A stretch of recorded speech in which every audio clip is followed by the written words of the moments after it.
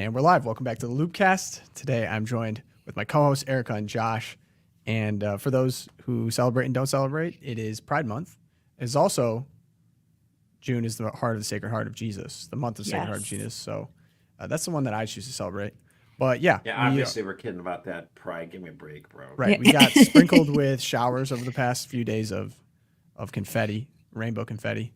It's come. I feel like it's kind of looming over my head. Like I know it's coming, and there's always so many holidays before that, and then you're just like, oh, a full month. And I do actually feel like in the secular world as well, there's kind of like a tide shift. I feel like it's not. I've seen enough memes now that would have never been made 3 years ago, if that makes sense. Yeah, definitely like feeling of tiredness around Pride Month. And probably because they flood the whole rest of the year with their liturgical calendar. I think someone had it's not like it's one day. It's I know. the whole month. And everyone you gets pace yourselves. All these logos get rainbow-fied, except the ones in the Middle East. They don't have the curse quite over there. Do they? Wait a second. No, but actually, hey, did you see this though? I thought this was kind of creative and interesting, wouldn't you say? The company Nespresso, which makes the terrible kind of coffee stuff, they actually sent out an email. It's like oily. Yeah, it's gross. They sent out an email that said, prefer not to hear about Father's Day. Oh, I saw that. Because, it might trigger all the some way at the people bottom, to get messages about Father's Day.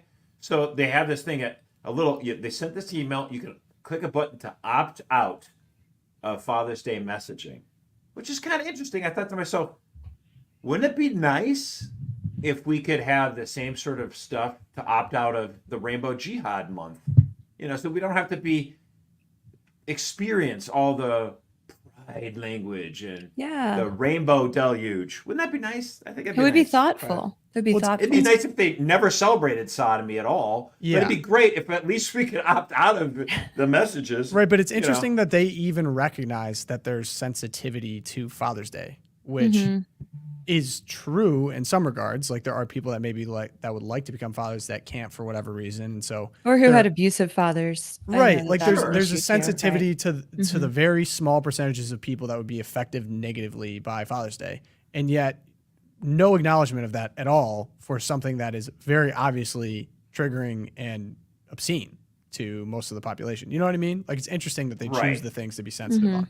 Well, it's like one of those things where like they consider you to be evil, hateful, or bigoted if you object to, men having sex with men. You're evil. You're a bigot if you think women shouldn't have sex with women. It's like, yes, we actually object to this. You know what? For centuries and centuries, people found this objectionable, and we still do because we're not crazy. But suddenly we're the problem, And so I just wish it'd be great if we could just kind of opt out of this, absolute rainbow-thon. Like click. Please don't send this to me. That'd be great. Yeah, and that's a good little segue into the show. So first off, thank you to everyone joining us live in the chat. What's up, Jan? I see you in there. If you guys want to join us Monday, Wednesday, Friday, 11 a.m. on YouTube is where you can do that. But easy ways you can help the show, just leave us a review, Apple Podcasts and Spotify. Email me, lucas@catholicpoet.org. But we just really appreciate you guys joining us for these episodes. To start, maybe frame a little bit. So yes, we're going to be covering Pride Month, of course. We're all drowning in it. We have some examples of things going on in the news. But more broadly, I was hoping that we could bring the conversation around to the obvious. You're going to get asked by a coworker. You're going to get asked by someone on the street, maybe someone online. Hey, where's your rainbow flag? Why aren't you celebrating? Maybe have a conversation about that. And hopefully kind of a productive way to look at it from a Catholic perspective to end on a positive. So thank you to everyone joining. But if we dive into the news here, we see there is a new flag. I've been warned there's a new flag. Someone let me know. Another new one. Here it comes. You ready? Okay, so this one is now called the Intersex Inclusive Pride Progress flag. So it's no longer just the Pride flag. Progress flag is what I'm seeing now. So we have Erica. You want to go through the history for me, actually? So this little website here, it walked me through the evolution of the Pride flag. So we've got, we started off with the simple rainbow, which My 5 and 7-year-old daughters, of course, are just like, oh, there's rainbows everywhere. It's my favorite month of the year. God's oh my covenant to gosh. never flood the God's earth again. covenant will never flood the earth. Yeah, because that's what I teach them. So yeah, we had the pride flag, and we had a separate trans flag, and we had the separate intersex flag. In 2013, we added the brown and black stripes to the top of the pride flag. And then we added the chevron to the LGBTQ plus AI whatever flag. And we added these things progressively. And now we have brought the intersex identifying people back into the fold by our new flag, which is the intersex inclusive pride progress flag. So for those of you keeping track, I believe, what are we at now? We have 6, 8, 10. We have like 10 identities on here. And if you intersect any of those identities, you are even more of a victim and therefore worthy of even more attention this month. So yeah, we've gone, it's sort of this like proliferation of it's sad. If it wasn't real, it would be on the Babylon Bee headlines here. Right. Like we just keep going and going. But as usual, the Babylon Bee can't even keep up with reality. They're like, everything we said would happen happens 2 years later. Right. I mean, the they're flag's just no begging for exception.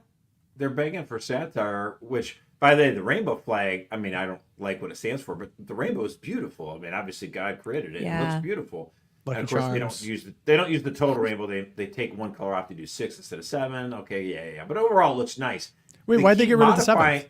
Do you know? I don't know. There's a reason for it. I can't remember it. But the point is, Interesting. I I'm didn't trying know to that. make here is that they keep modifying this flag, and now it is objectively ugly. And so, like, I'm happy about it. They keep adding more to it. Like, it just looks terrible. Did you see the cartoon that was the satire cartoon by Freedom Tunes about this? Yes. We love Freedom saw that Tunes here. one. Yeah. Yeah, shout out Seamus. He's a G. Yeah, it's so good, dude. We should put that in the show notes. It's so perfect. Another interesting observation too is I see, and this is total revisionist because I've seen different versions of this, and they're saying in 1999 the intersex flag now represents those who are transitioning, which was not the case before in 1999 because that wasn't a thing.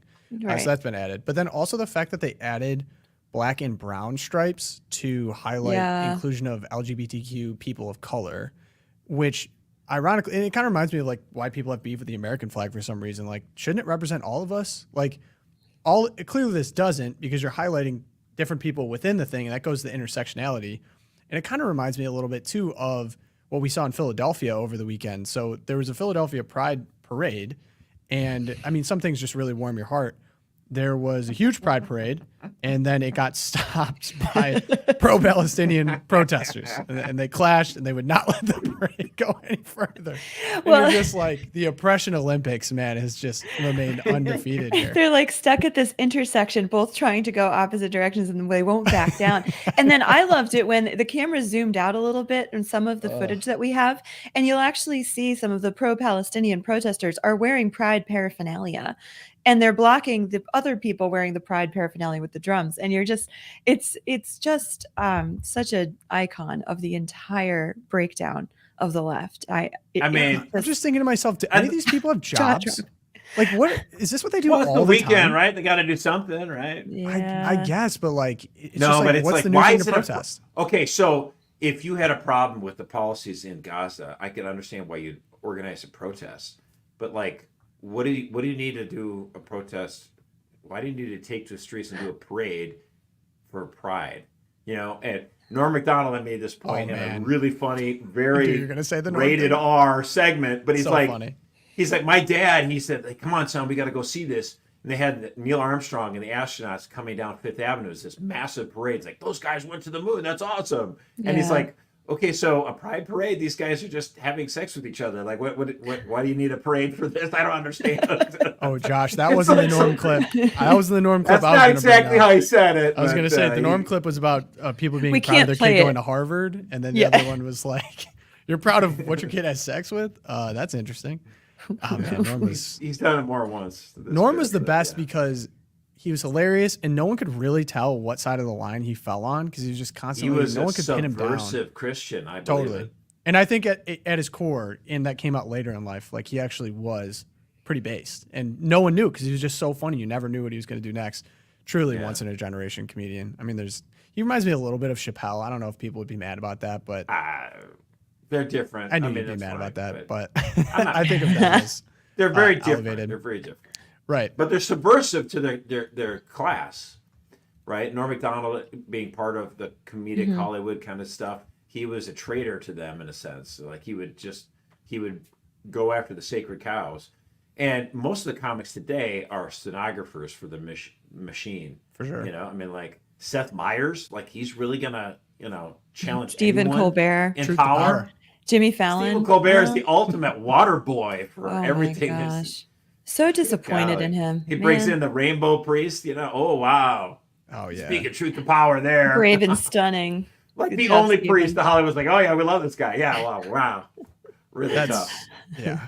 But cool. On the parade front, I'd like to bring up this guy, Jeffrey Bruno. He's amazing. We love you, he's Jeffrey. Yes. Huge fan of this guy. Photographer. Creative. He often gets caught on the streets of New York City, capturing really cool Eucharistic processions. So he even had a post about, meanwhile in Philadelphia, Feast of Corpus Christi, he has these beautiful images of this Corpus Christi procession coming through. And look, I'm Catholic. I believe in the supernatural, of course. Like this is so providential to see such a stark difference between the two groups. And I love that these two parades, three parades really, were like blocks away from each other at the same moment. And yeah, there's the guy kneeling on the street as the Eucharist passes by. And it is just this sort of visual choice that's presented to us in our life, right? Do you want to be with the trans pro-Palestinian pride clash there? And like, it's grotesque. They have this ugly flag. And then you have this beautiful, these are like healthy, happy looking people following their Lord in the street with like, look at that monster. It's just the artistry, the beauty of it, the symmetry, the clarity. This is the choice that we are presented with. And one of the joys of Pride Month is that it puts that choice in more stark terms, I think, for all of us, because it is so in our face. And it's that, who will you choose today? Choose today whom you will serve, the Lord or death. And the people of Israel respond, we will serve the Lord. And that's what we should all feel when we see these Pride images this month as well. There's Which my way, choice. modern man? Absolutely. And I think it's funny you brought up the flag's the ugliest part of these pride parades. I was thinking more the nudity. Well, The nudity I in mean, 70s yeah, is a these little are bit not tougher to look at. And if you contrast that with what's going on at these parades, of course, people very well dressed, respectful. And I think the reaction is super telling as well, because Jeffrey Bruno caught, I think this was a year ago, just people praying the rosary, standing on the side with a crucifix of a pride parade going by. And truly, some of the most vile insults hurled at these people, menacing threats thrown at just people praying the rosary. And I think really, I mean, demonic at its core, really. I think when you recognize the truth, you recognize God, people start screeching. And that's what was happening. But it's funny too, like, I think the LGBTQ movement has successfully cemented themselves as victims forever. And yet you look at what's happening right now. They dominate our calendar. They are the ones often throwing the insults and attacking just well-meaning Catholics going on, and yet they still somehow come off as, we need this parade and acceptance because we are the victims. Not even that. You're only touching on it, but you strike at the truth here, Tom. But like, they have the support of every major corporation in the entire world, right? And they have the support of every government. White House, for sure. And they're the victims. Yeah. Right.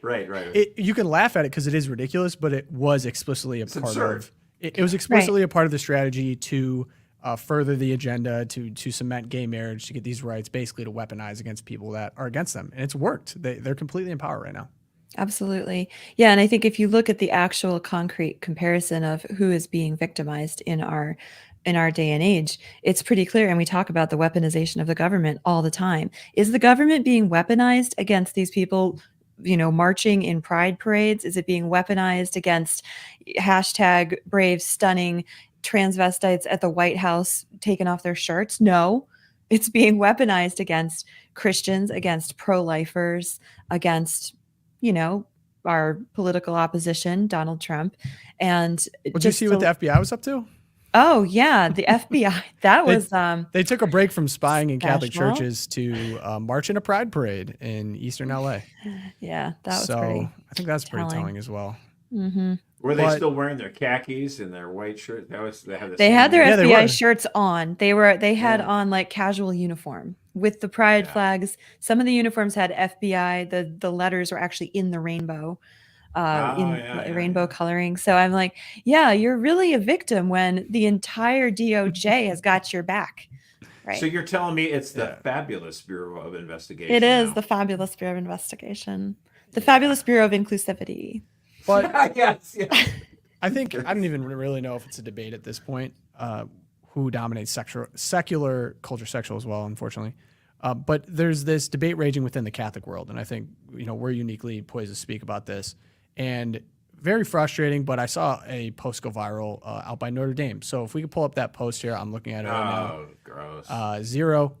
So the caption is this hashtag Pride Month. In keeping with our Catholic character, we seek to build a community in which all students are welcome, feel a sense of belonging, and can flourish on campus in our Notre Dame community. To all members of the LGBTQ plus community, including our own students, alumni, faculty, and staff, we're glad you're here with all the hearts. And I thought that the comment section was very interesting because I think it speaks to a real division and battle going on right now within the Catholic world as to how we message and what we believe. And so top two comments. Aw, so close. June is actually dedicated to the Sacred Heart of Jesus. Keep trying, though. Lots of comments under that one. And then the second most popular, June is the month of the Sacred Heart of Jesus. So amongst other comments, basically being like, this is the Notre Dame I want to see, the Notre Dame that's loving and accepting, yada, yada, yada. But I was pretty surprised at some of the comments against the Sacred Heart of Jesus month, as of course that is the Catholic answer to June.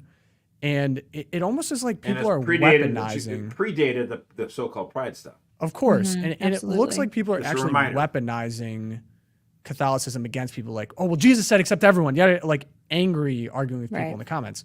And that's just wrong. Like, weaponizing Jesus is wrong too. Right. That's also Yeah, a Jesus problem. loves you so much he'll let you do whatever you want to do. Wait, what? No. Where in the gospel Jesus does it never say this? said. Yeah, that's right. Things Jesus never said. I love that. I'm gonna start my own website. Right. So what would you? I mean, what do you say to Notre Dame? Prominent Catholic school in the country. Why are you doing this? I wouldn't ask them why. It's pretty clear why Catholic organizations stoop to this. But the reason you stop doing it is because you say you need to stop this because you are literally taking on the iconography of the most anti-Catholic religion the world has seen ever, right? Like since the Aztecs. That rainbow that you just posted covering up the Notre Dame buildings, I didn't even see if the dome was in there with Our Lady on it. The dome's in there with Our Lady on top of it, covering her with a rainbow. And the rainbow. Yeah. You just took the new state religion's iconography and pasted it over the sacred image of Our Lady and everything that your school was founded for and stands for. And many good people who still work there, who are putting their reputations on the line, their careers on the line to stand up for the truth at your own university. You just mocked them. And that's why you take it down. Yeah, but again, there's the image there. See, yeah, right on top of Our Lady. Yeah, there she is. So again, it just goes to show that, Notre Dame's been playing this game of trying to not upset the traditionalists too much, but their heart isn't in it. Their heart is with the left. And that's what you see with this iconic, this icon, as you say. And again, I can't help but think like Notre Dame. There's conservatives at Notre Dame. They always feel like, why are you guys giving us such a hard time? We're trying to do our best to make it better. It's like, well, I understand in one sense, but Notre Dame still has pride of place for so many Catholics around the country because it was the Catholic university for so many of us. Okay. Probably Georgetown is like so secular, it's lost, it's gone. Seton Hall, some of these other ones, right? Yeah. Fordham, give me a break. But it's like, why the conservatives at Notre Dame? Like, why are you giving it such a hard time? We're trying to make it better. It's like, yeah, I suppose, and I bet this upsets you, even more than anyone else. But the fact of the matter is, I can't help but really bring this home during the fight over Obamacare, right? Right.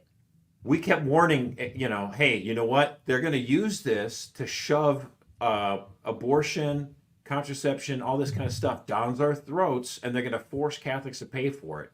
And the left is like, we'll never do that. It's not going to be abortion. You guys are using scare tactics. And yet we were proven right. And not only that, then we had to have this fight. We actually had to fight our federal government to not be forced to pay for abortions, sterilizations, and contraception, right? Notre Dame fought for religious freedom. They said, you can't force us. They said to the federal government, you can't force us to have contraception in our healthcare plans. You can't force us to do sterilizations. You can't force us. And they thought to themselves, haha, this is so good. We'll show the conservatives that we're fighting for them, that we're sticking it to the man. We're fighting for our religious freedom because religious liberty is important. But the problem is they didn't think they'd win. And they did win. And the federal government was forced to. The Supreme Court forced the federal government. No, you can't force Notre Dame. They have religious freedom. And so Notre Dame was given the freedom to have health care policies that were Catholic. And once they were given that freedom, they're like, oh, yeah, no, never mind. We're going to give it anyway. We're going to provide sterilizations. We're going to abide by the HSS mandate anyway. And you think to yourselves, to me, that was the most obvious time in the last 20 years where a Catholic institution I felt like mocking God, because you were appealing to God and saying, we are Catholic. We have the right to do this. You can't force us to do this. And as soon as you got that right, you followed the false god of the left. Okay. Yeah, it reminds me of so this last April, the editor-in-chief of the Irish Rover, which comes out of Notre Dame, his name's W. Joseph DeRoyle, and he's Joe actually DeRoyle. he's entering of the the program. Norbertines. He has been on the program. That's right. You did the interview with him. Yeah, Yeah, cool he's really, really cool guy.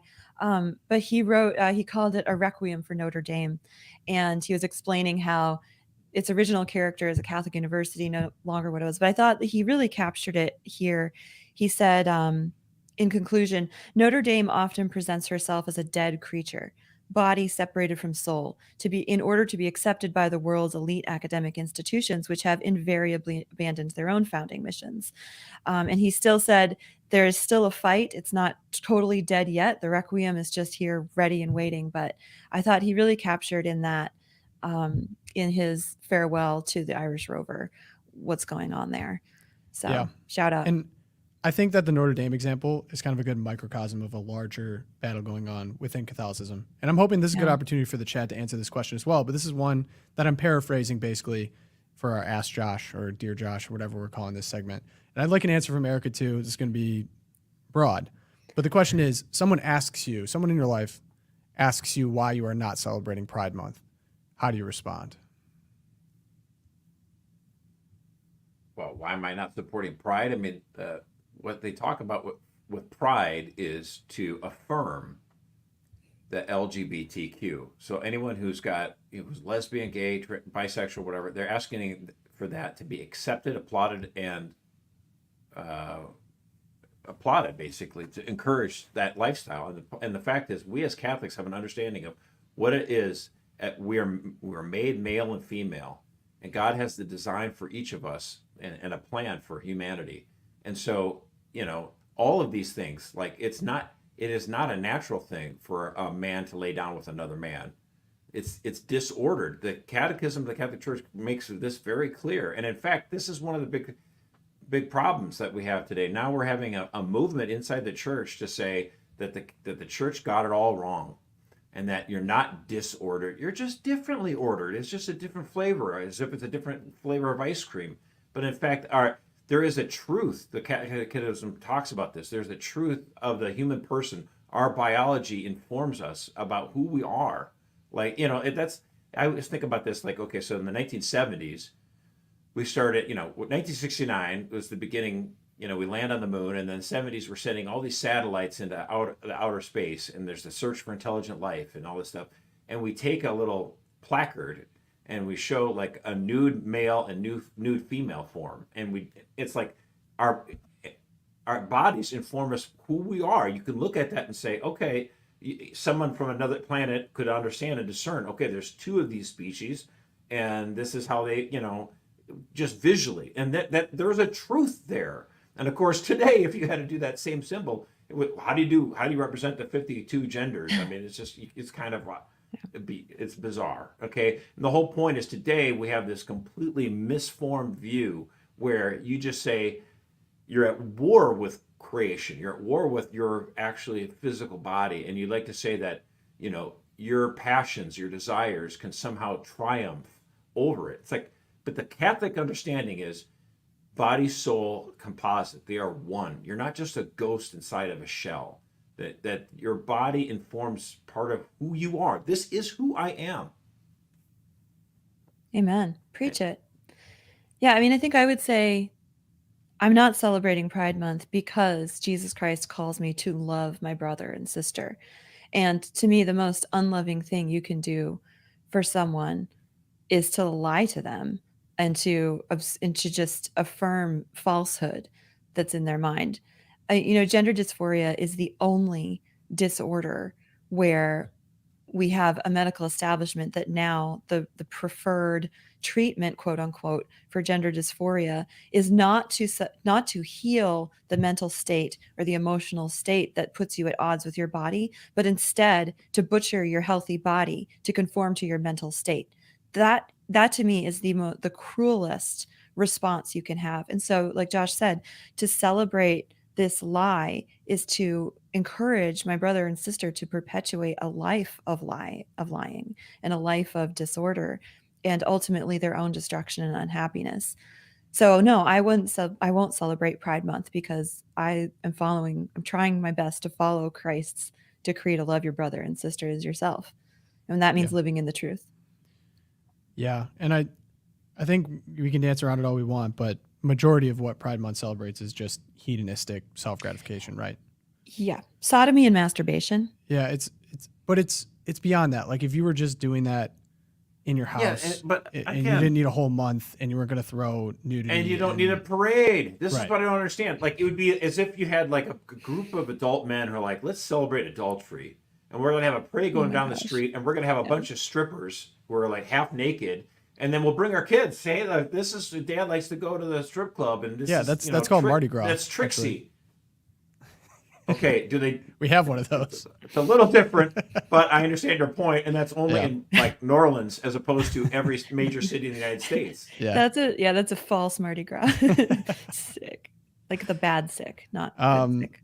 Yeah, I think the intention is important as well, because I've even been thinking about myself, because it's just in your face. It makes me angry at a core to like see this and have to expose my children to it, like people I love to it. So if I may, I think like I'm thinking of it.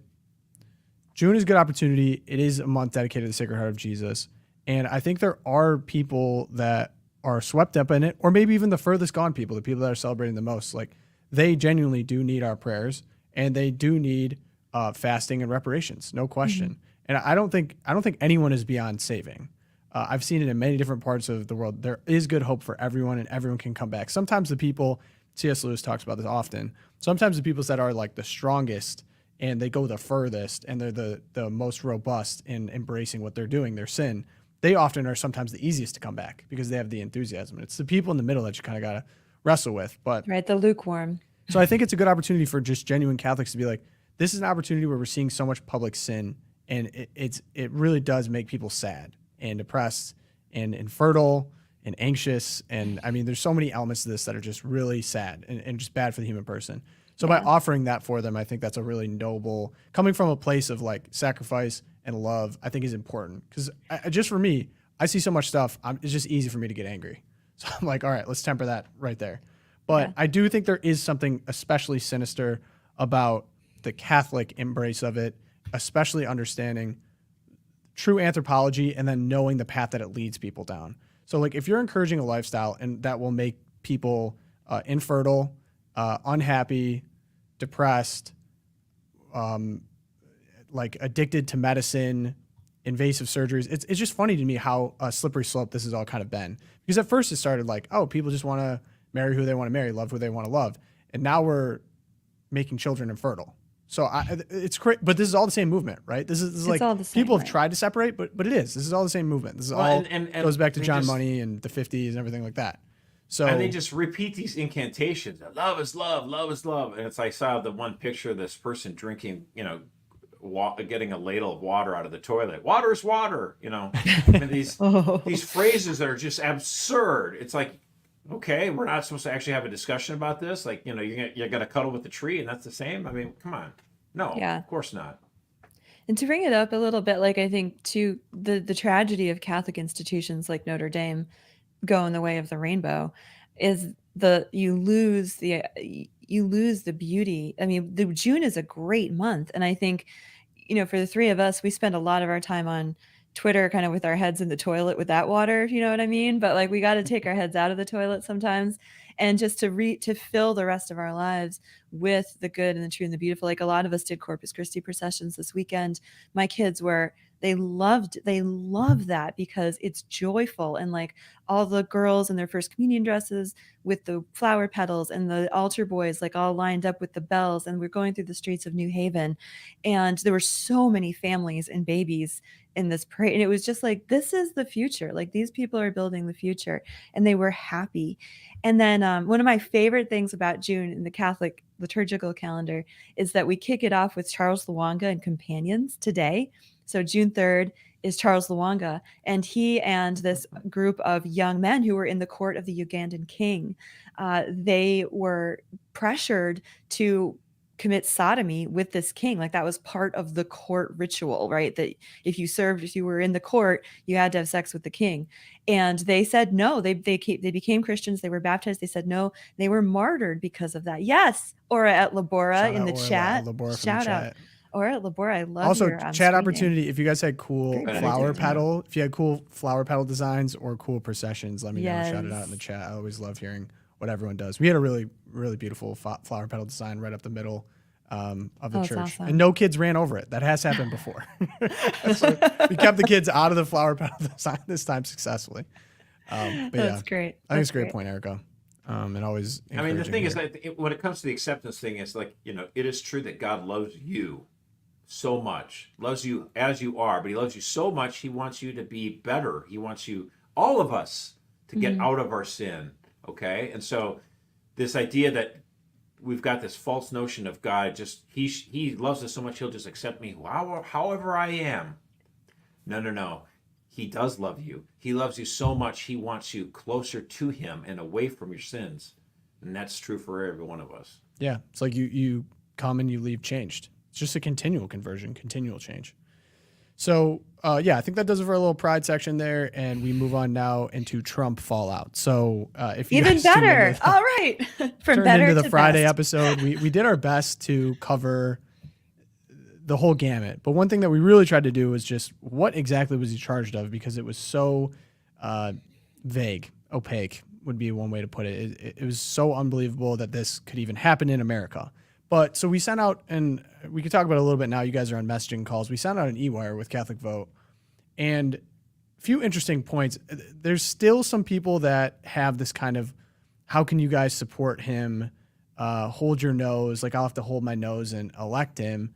And Josh, you had some strong thoughts back on that one.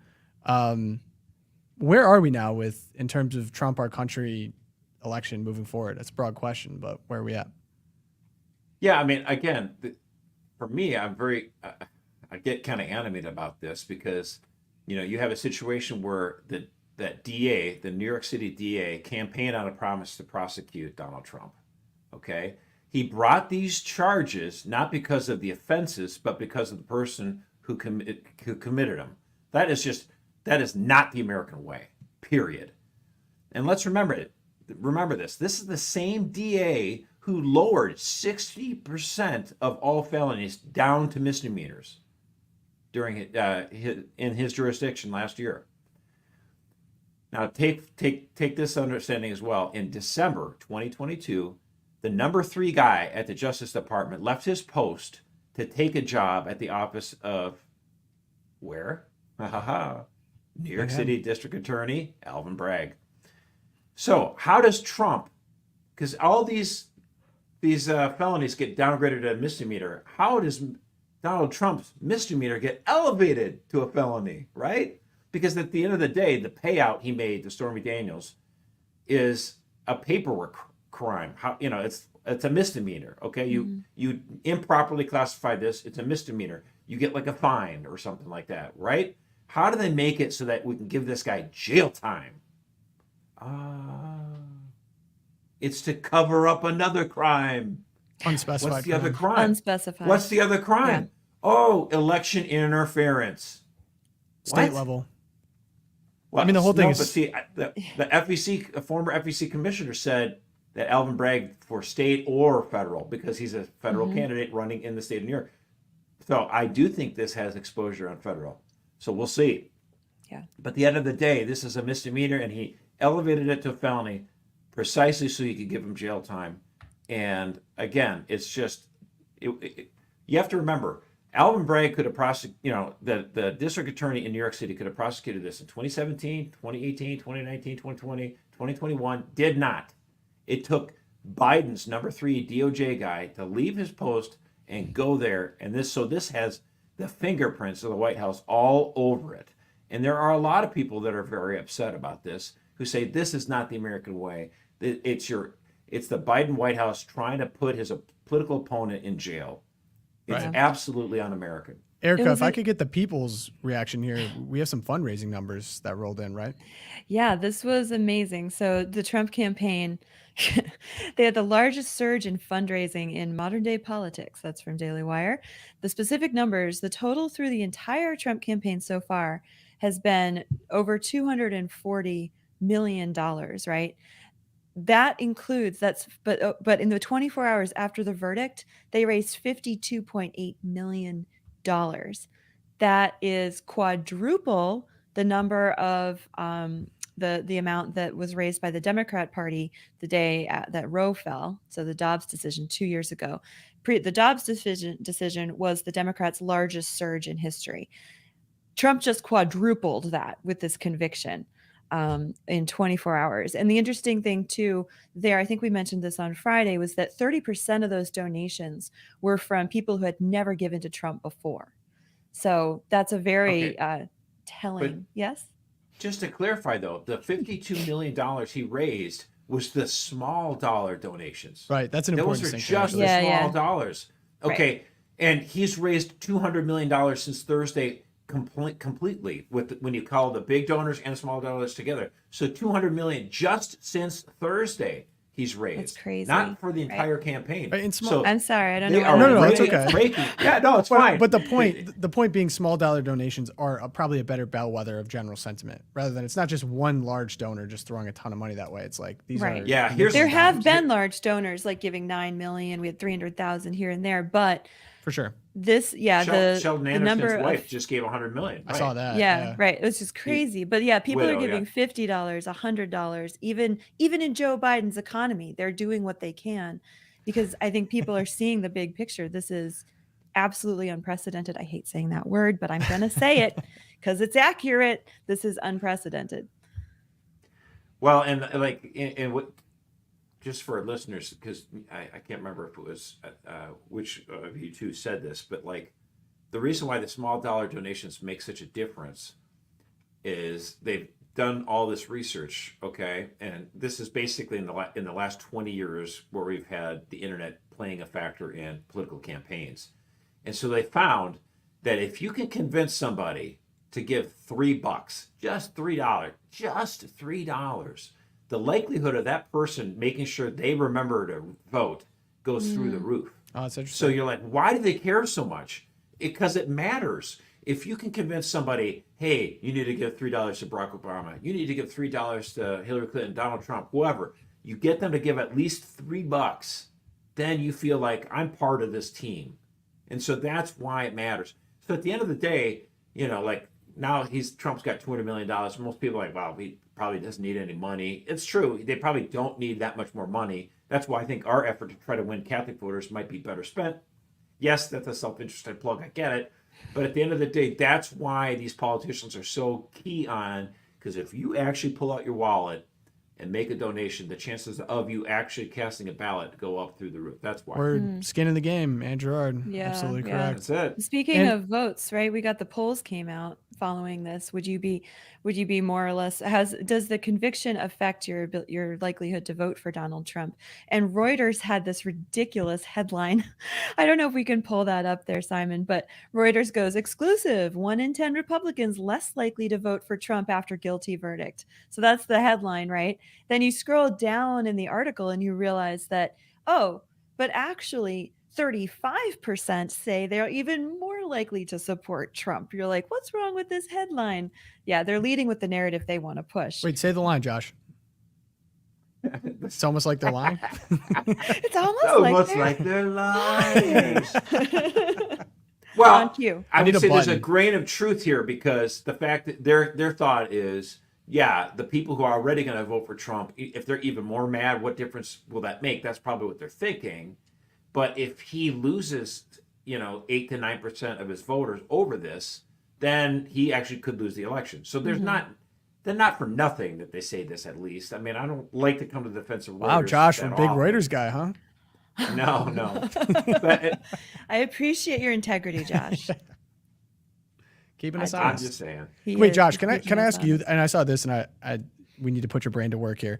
So Mike Lee joined a coalition with 7 others. So it's 8 total senators, and he pledged basically to do 3 things. And I actually want to hear how effective this is, because one of the hallmarks of conservatism is, could you imagine if this situation was reversed and then they just end up doing nothing? So this is kind of a good step in the right direction. So the 3 things that Mike Lee promised to do in the Senate: 1, not allow any increase to non-security related funding for this administration or any appropriations bill which funds partisan lawfare.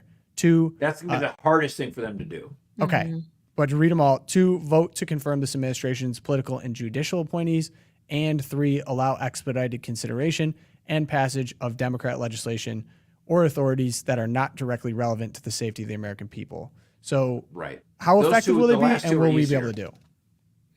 Yeah, so I mean, I really don't know how effective they will be able to stop, the legislation, appropriations, because you're only talking about 8 guys, and so you can easily get the other 70 to say, well, this bill, we still got to pass it.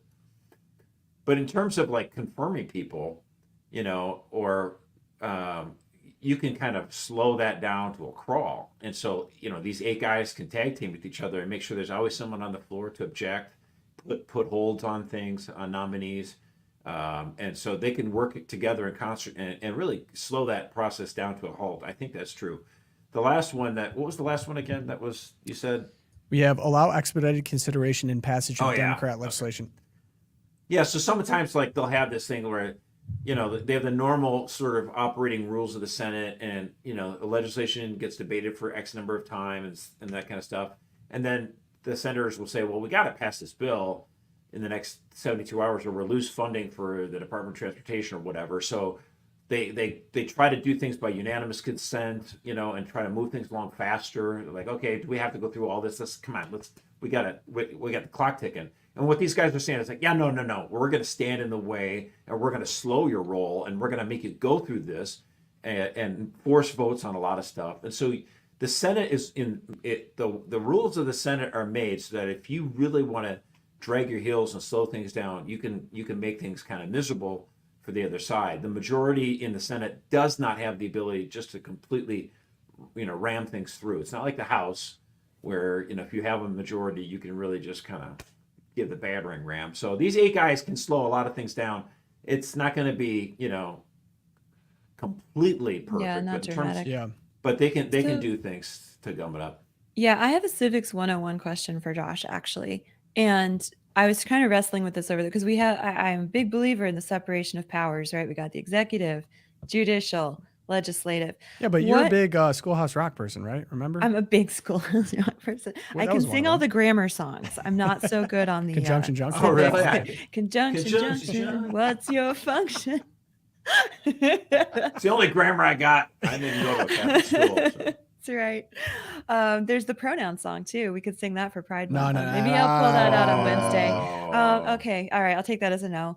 Yeah, we'll workshop that one. Choo But no, choo. seriously, I guess like we're looking at this massive abuse of the executive by the executive branch, weaponizing the DOJ against the leader of the opposition, right?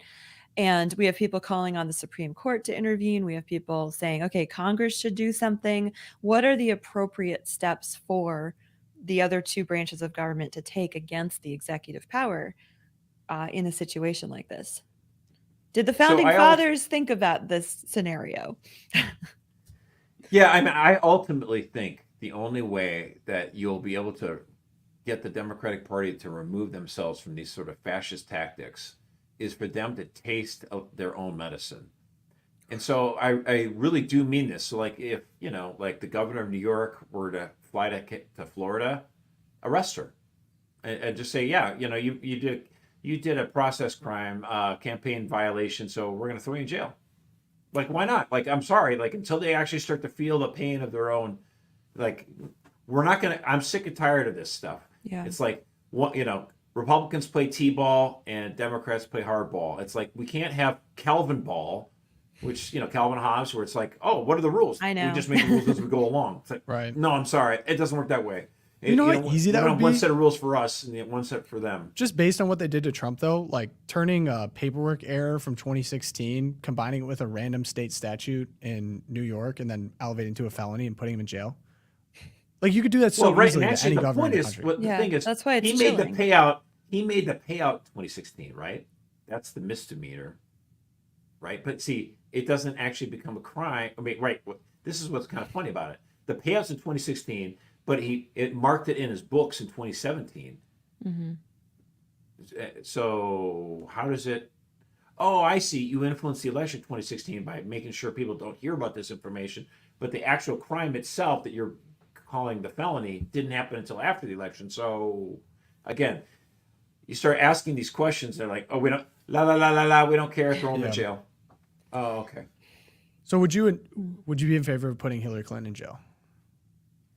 Okay, so I thought it was better for the country that Donald Trump in November, after the election, November 2016, I think it was like the 22nd, he said, no, in fact, we're not going to prosecute her and put her in jail. I thought that at the time that was better for the country. Mm-hmm. I understand that. Be magnanimous, right? Now I would say, yes, if President Trump is in office, put Hillary Clinton in jail right away. Like, she's obviously a criminal. Like, she broke, oh, I'm sorry. Oh.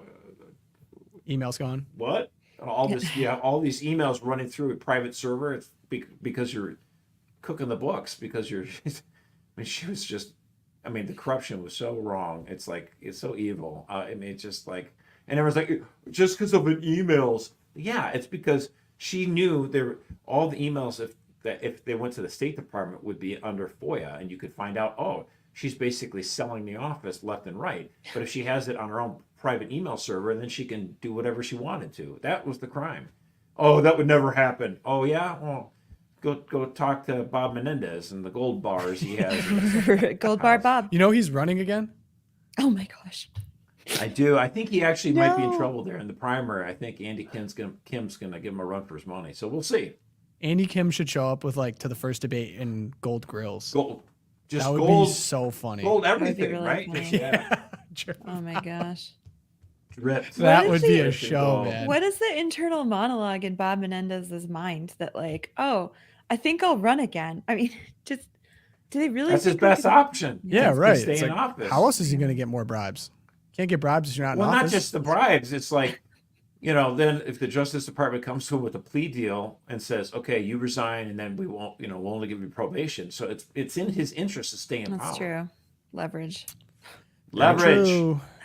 It's like we're just living in a giant episode of the show Secession, it feels like. Oh my Except gosh. poor writing and not as attractive actors. That's the problem.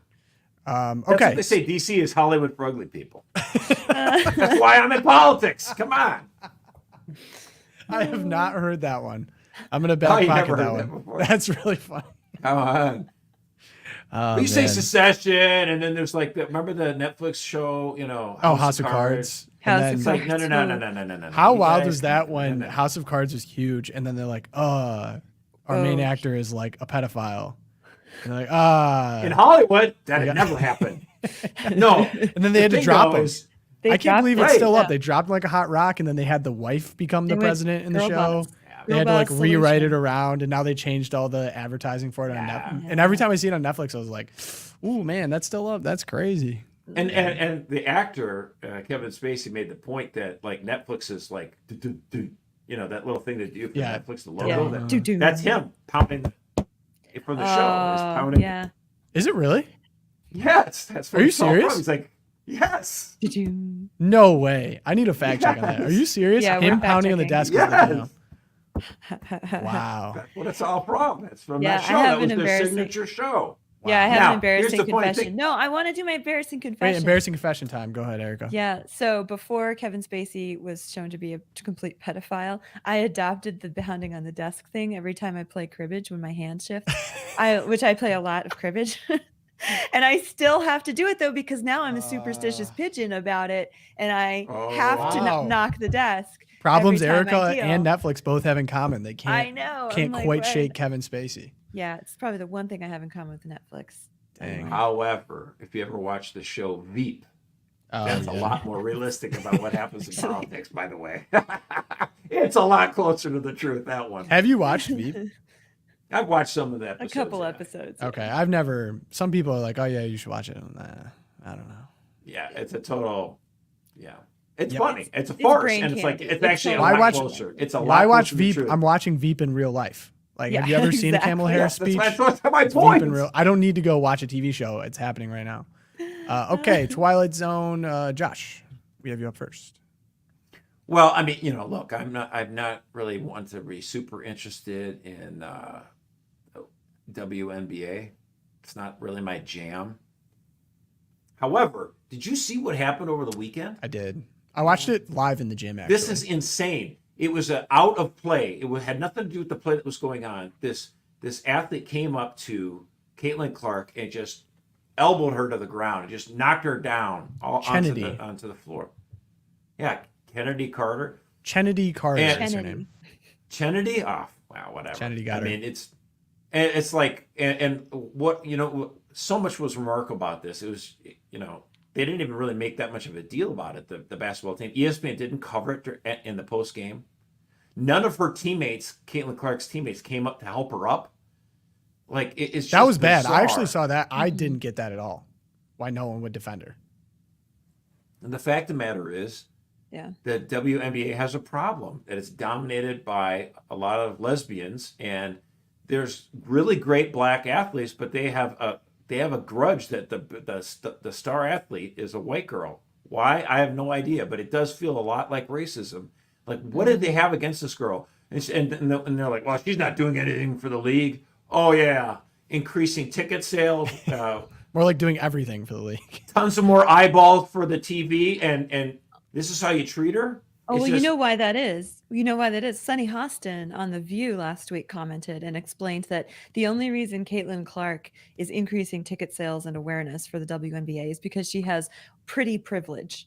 She's like, she just has Facts. pretty privilege. And this Facts. just speaks And to she's the white problem. and she's Yeah. straight. And the Yeah, reason exactly. Okay, I Sonny mean- Austin literally said verbatim, the reason people don't watch the league is because they're sexist, homophobic, and racist. It's just like, not what a good way to basketball. I don't wanna encourage watch people Okay, to watch. But here, so- okay, can I give my sorry, I want to rip a hot take on this because I've seen this everywhere. I think this is low key kind of a PR play because people are everyone's like, wow, she's doing so much for the league. People should stop beating up on her.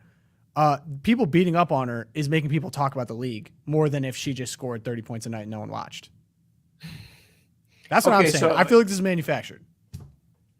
So you're saying the league might be okay with it because it gets even more eyeballs? Yes, I think this whole like interplay. Do you think she's beef- okay with it? Do you think Caitlin's okay with it?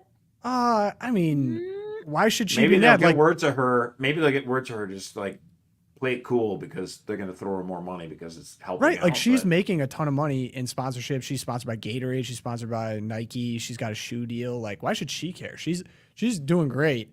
And it's funny this. Well, no one Cheney- likes to be treated like a piece of garbage or a pariah, though. You know, Oh, until for she sure. gets a concussion or something, right? Like, Well, What? so this Kennedy, But they're making her a Lady. heel. You're saying on purpose. yeah. for sure, yeah. But she's always gonna get spotlight regardless. But this Kennedy girl like yelled the B word and shoved her over. The part that I couldn't believe is that none of her teammates came into her defense. Like anyone that's ever played basketball or team sport at all, if one of your players gets a cheap shot thrown at you, Yeah, you come do at one of everything us, come at all short. of us. Let's go. You do everything short of punching that person in the face. Like it's the same thing with soccer, like any organized sport. You need to have an enforcer on your team, and that's why I saw a really funny take. It was like all of a sudden Draymond Green has just joined the Indiana Spirit, and it was just Draymond Green with long hair, and all of a sudden like he's just gonna be beating up on the other teams that go after.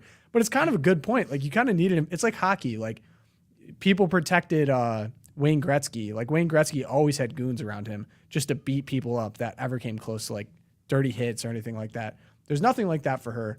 I feel like this is manufactured. I think that the league is getting way more attention than it would because there's this kind of racial interplay, the kind of women being nasty interplay, and tons of people are watching because of it.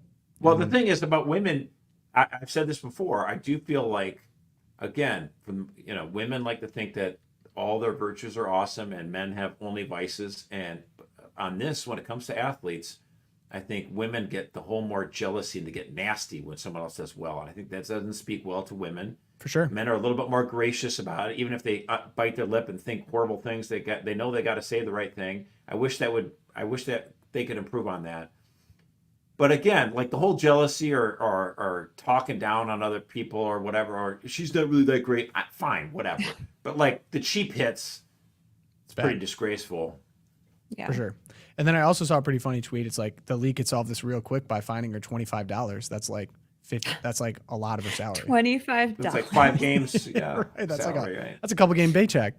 You can buy 100 seats in the arena for that. Exactly. Ouch. And emo goat throwing out good enforcers. This is like my secret. So my dad was a big hockey fan, and he had his college roommate was a goalie in the NHL, and so he got to hang out with some players and stuff.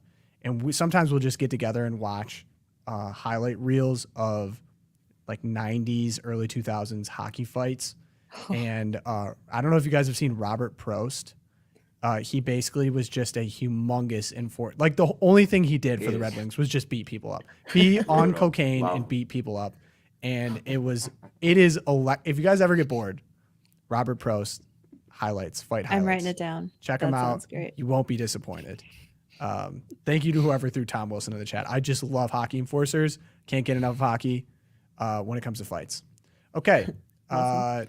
It's like the Pistons on ice, right? Oh man, I love the bad boy Pistons. I'm not a violent person. I'm really coming across this episode as a super violent person. You But are. the bad boy Pistons were electric. And if you ever want to watch a good documentary, 30 for 30 on them was awesome. And yeah, my dad still to this day will not watch The Last Dance with Michael Jordan because he hates Michael Jordan so much. Like any Pistons fan, 90s Pistons fan understand the hatred of Michael Jordan. Jordan rules. I mean, basically their strategy is just beat him up. I'm going to stop talking about violence. I Erica, know, right? I better start. I'm not a violent person, I promise. I'm going to talk about violence too. Okay. So here we go. This video is actually from the New York Times, and it was put out first 5 years ago on the anniversary of the Stonewall riots. And I picked this as we're continuing the Pride Month theme here, but you might remember the Stonewall riot was apparently, the narrative goes that the gay community at this particular bar, they were really upset about the death of Judy Garland, and so they went out. And so this video is interesting. It was put out by a very flamboyantly gay New York Times contributor, and he gets the video going, and he goes through the narrative of the Stonewall riot. There's the brick under glass that was thrown, right?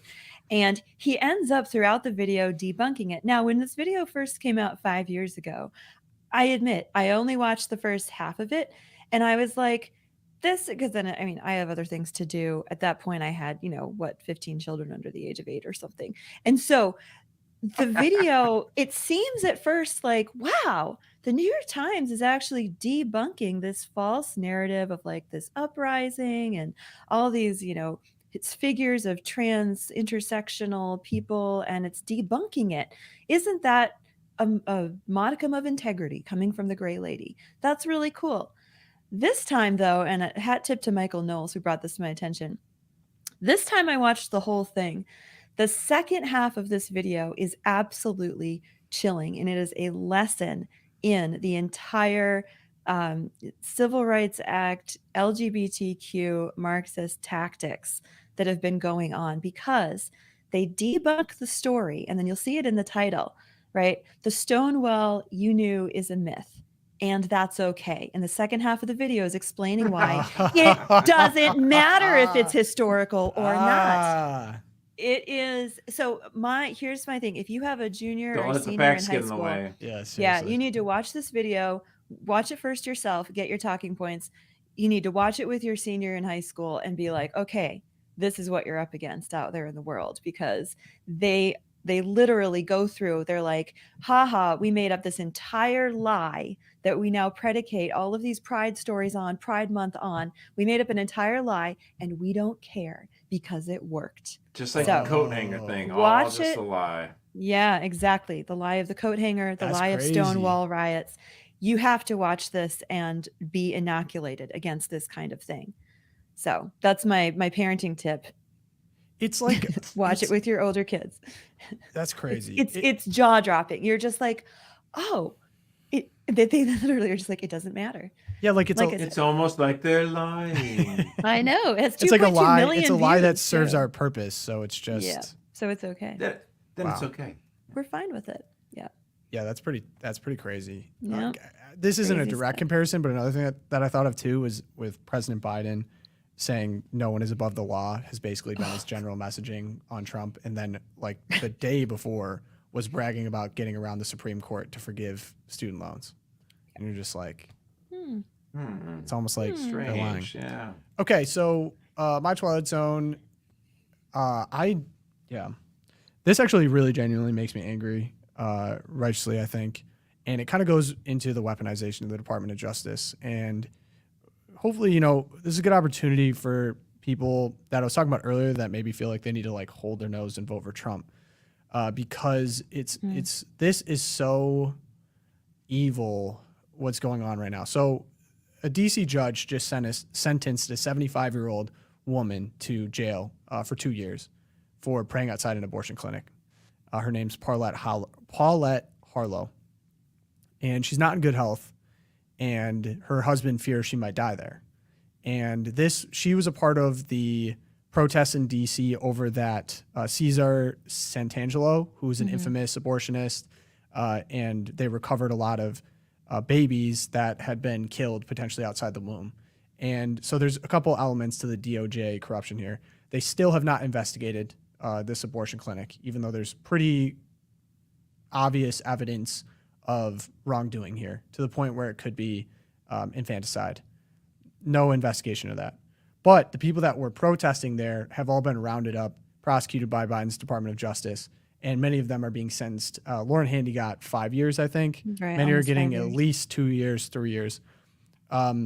We still haven't seen any prosecutions or jailings for people that attacked Catholic churches during Roe v. Wade, and Antifa people that were doing the same thing.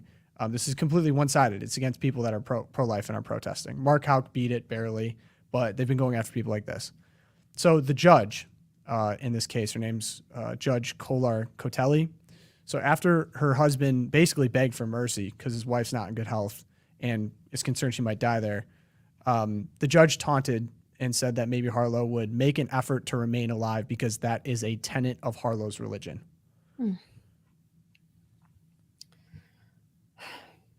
So oh my gosh. It's hard to describe like what these are clearly not dangerous people. And we live in a world now where there's prosecutors like that DA, Alvin Bragg, that are actually letting dangerous criminals on the street. I also saw that Oregon also is just basically letting newly incarcerated people just out on the street. People that actually have murdered people, have raped people, harming communities, worst of the worst, right? Like these people are justice impacted individuals and they're back on the street. And we have this isn't just like a local police department. This is like the Department of Justice of the Biden administration going after people reasonably protesting in a peaceful manner and sending them to prison for 2 years. 75-year-old woman. It's going to be no harm to anyone. There's plenty of other sentencing options here. She chose to send to prison and then taunt her for sending her to prison for wanting people to stay alive. It's hard really to wrap my mind around how evil and backwards what is going on here. Well, And- sorry. Go I was ahead. just going to say, like, to be so drunk on power that you as a judge would sit up there and mock this poor sick woman and her husband who's almost in tears over the sentence, to mock them in that way, that maybe she'll try and stay alive for you, sweetheart. That is um it's evil. so ugly and gives you such a gut punch. And I hate making comparisons, as we discussed last week, because we are in a situation in our country now where making comparisons really doesn't speak to anyone but people who are still reasonable, which would be There's no conservatives. shared sense of truth. There's Right, no right. shared sense of truth. It's all power. And this judge sitting there doing that is just drunk on it. But blocking entrances, right? And I think Joel Berry makes this further in the thread. He makes the point. He's like, blocking entrances has been a common form of protest for PETA, for pro-Palestine protesters, for BLM, climate change activists, trans activists. And yeah, they violated the FACE Act, but this sentencing is so over the line and harsh and clearly political to send a statement and to strike fear into the hearts of pro-life conservative Americans. And then to add a taunt on top of it, it's just These aren't yeah. people that you can sit up and have a reasonable debate with and even make those points, Erica. Right. Like, you could even make those points. Right. These are not people you can reason with. These are people that need to be removed from power and never allowed anywhere near it. We need a complete clean out of this kind of activist Root judge. and branch removal. 100%. Yeah. I mean, these are Right. not people we can reason with, because everything you said is true, and it does not matter. There are people that their entire purpose of even becoming a judge, even getting in this position, is to throw people like that in prison, is to make a point. It's disgusting. It completely fills me with rage. And so pray for this woman, pray for a lot of people being persecuted by the Department of Justice. I mean, it's funny too, like, these aren't just Catholics. Like, Lauren Handy wasn't Catholic. If anything, she was like a feminist, whatever. Like, She's Catholic. She's actually Catholic. Sorry. Yeah. But there was other people that were weaponized and Right. now seeing jail time that are not Catholic. Like, this isn't Right, like just a Herb Catholic Gallagher. thing. Right. These are just people of goodwill that are like trying to end, I don't know, the nation's greatest scourge we've ever seen in terms of how many people have died from abortion. I'm just telling you, if that would have been me, the judge would have been able to tack on a few things extra for what I would have said after she said that. No, it's so outrageous. So pray. We need a lot of prayers. And I'm not kidding. Like, I think it's a good opportunity to think about, there's a lot of evil going on, and especially during Pride Month, there's a lot of evil going on right in our face, to just think about extra ways to pray and to fast and to, there's real tangible things we can do right now. Obviously, the biggest among them, and this sounds dumb, we keep repeating it, we need to vote on November 5th, right? And so it's time to go get the people that are on the fence, sit them down, have a talk with them, get them registered to vote. Like, you have a colossal decision on November 5th. This isn't a hold your nose election. Like, this is an election to completely change the course of our country. And I'm sure that's probably said every election, but not too many elections you have your political opponent jailed prior to this election. So, And you're please right. pray for People the are like, country. what can I do? Pray, fast, and vote. Right.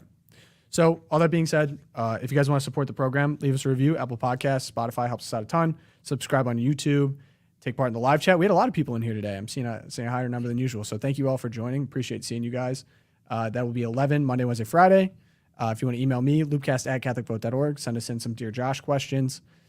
And if you want to support the show, the best way to do that, become a champion. Champions Club, catholicvote.org/champions is where you can do that. We'll have a description link for you as well. Monthly donors are how we are able to do the show. Thank you so much for everyone who is a champion listening. It's the only way we can do this. Other than that, pray for us, pray for the country. St. Thomas More, St. Fidelis, Our Lady of Guadalupe. Pray for us. We'll see you guys on Wednesday. Have a good day. Peace.